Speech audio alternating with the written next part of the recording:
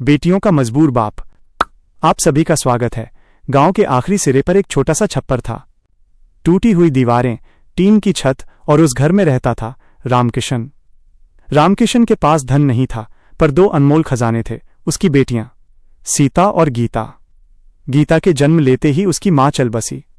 उस दिन से रामकिशन ने दो भूमिकाएं निभाई, मां और बाप दोनों की। दिन में मजदूरी, रात में बेटियों की पढ़ाई।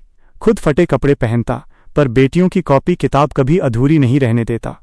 समय बीता, बेटियां बड़ी हो गईं। रामकिशन के पास संपत्ति के नाम पर सिर्फ एक चीज थी, छप्पर वाला घर और उसके साथ लगी जमीन। वहीं से नया हाईवे निकला। लोग कहने लगे, अरे रामकिशन, तेरी जमीन तो अब सोना हो गई। कीमत लगी लगभग 45 लाख रुपए। लेकिन रामकिशन के लिए वो जमीन पैसा नहीं थी, वो उसकी यादें थीं, उसकी पत्नी की आखिरी निशानी थी। शादी का समय आया। रामकिशन ने फैसला किया, मेरी बेटियां खुश रहेंगी, बस यही मेरी दौलत है। उसने लगभग पूरी जमीन 35 लाख रुपए में बेच दी। कोने में छोटा सा घर बचा लिया, जहां वो अकेला रहने लगा। शादी धूमधाम से हुई, दोनों बेटियां विदा हुईं। रामकिशन ने उस दिन पहली बार खुलकर रोया, खुशी और खालीपन दोनों साथ। 3 साल बीते।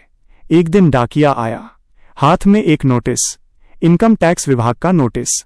आपके खाते में 35 लाख रुपए आए, उसका स्रोत बताइए। रामकिशन के हाथ कांपने लगे। वो दौड़ा वकील के पास। वकील ने फाइल खोली, फीस बताई, पहले 50,000 जमा करो। रामकिशन बोला, बाबूजी, मैंने तो जमीन बेची थी, कागज दिखाओ। लेकिन जमीन बहुत पुरानी थी, दादा परदादा के समय की, किसी के नाम रजिस्ट्री नहीं थी। जिसने खरीदी उसने अपने नाम करवा ली, पैसा सीधे खाते में डाल दिया। अब कागज कहां से लाए? वकील फीस लेते रहे, नोटिस पर नोटिस आते रहे।